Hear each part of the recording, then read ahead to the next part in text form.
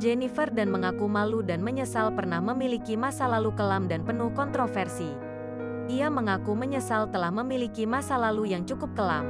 Ia mengaku sering bengong dan menyesali perbuatannya di masa lalu. Untuk menebus rasa penyesalan itu, Jennifer dan kini makin mendekatkan diri ke Tuhan. Kendati demikian, Jennifer dan merasa tak perlu meminta maaf ke publik. Menurut Jennifer dan, ia hanya perlu meminta maaf kepada Tuhan.